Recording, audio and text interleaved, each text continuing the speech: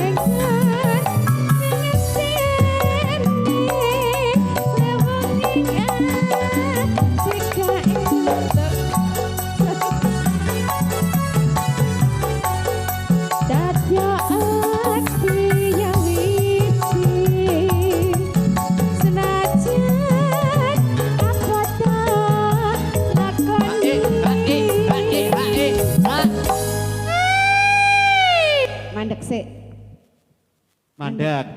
Ambekan sih. Ambekane nang endi? Ning kene. Ora ketok. Ning irung. Oh nang ireng. Irunge. Apa? Nduk. Nggih Kang Mas. Mbak. Apa? Asmanipun sinten? Asmanipun kula Lina. Lina. Nggih. Li. Nah. Nggih. Li. Lina. Oh Lina. Nggih sampun kula namung tanglet tok.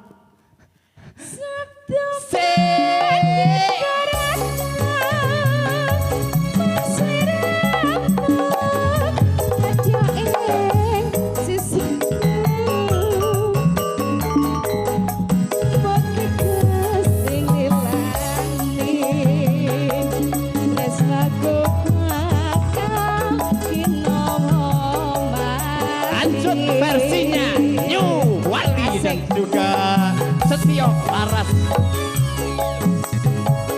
Satu buah lagu Corona yang akan saya nyanyikan bersama Wali Musik.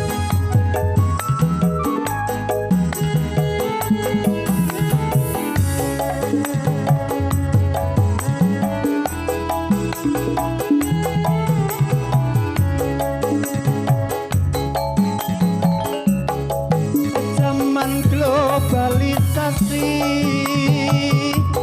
akeh menungso sing padha lali, anane mung nonton TV, lali salat uga lali ngaji. Akeh program acara ana sinetron lan uga drama, ora ketinggalan berita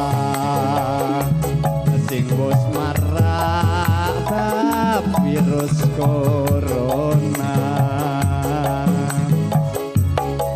Mula sing ati-ati jamong nuruti nafsu dunawi.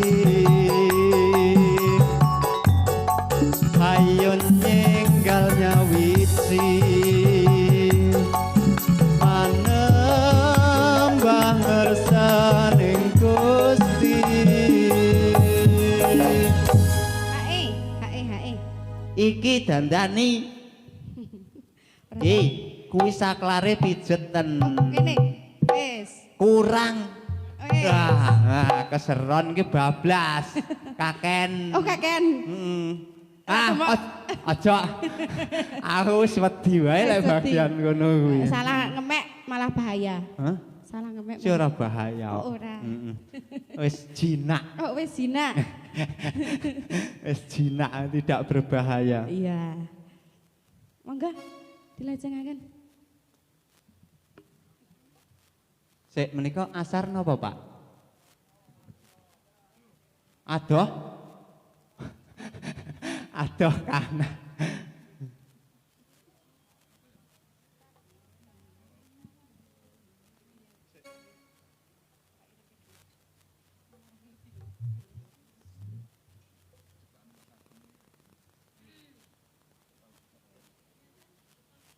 Akeh program acara